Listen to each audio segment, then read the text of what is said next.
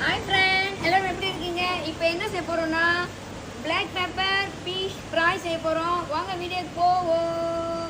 Friend பார்த்தீங்கன்னா இந்த கரண்டியில் அரை கரண்டி மீன் கறி தூள் போடுங்க.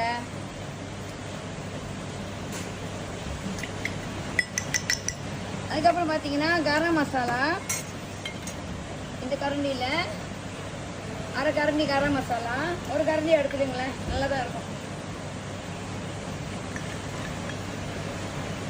அதுக்கப்புறம் இந்த கரண்டியில் அரை கரண்டி மஞ்சத்தூள், அதுக்கப்புறம் இந்த கரண்டியில் ஒரு கரண்டி பிளாக் பெப்பர் நல்லா அரைச்சிக்குங்க இந்த தூளா. அதுக்கப்புறம் பார்த்தீங்கன்னா இஞ்சி பூண்டு நல்லா திக்காக இந்த கரண்டியில் ஒரு கரண்டி அரைச்சி எடுத்துக்குங்க.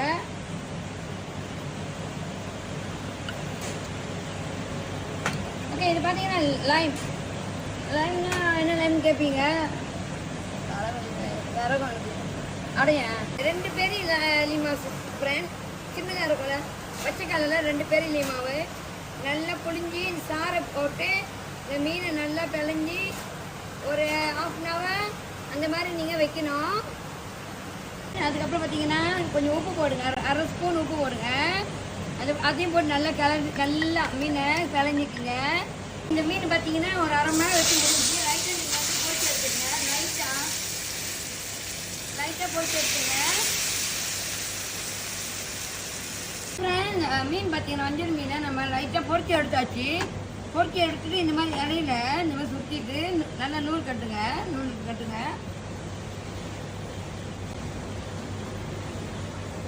ஃப்ரெண்ட் பார்த்தீங்கன்னா இந்த மீன் பொரிச்சு எடுத்தாச்சு. ரொம்ப பொரிக்க வேண்டாம், லைட்டாக பொரிச்சா போதும். அதுமாரி இந்த மாதிரி ரவுண்டாக வெங்காயம் வெட்டிட்டு ரவுண்ட் ஸ்டேப்பில் கருப்பில் வச்சுட்டு நீங்கள் மடிக்கலாம்.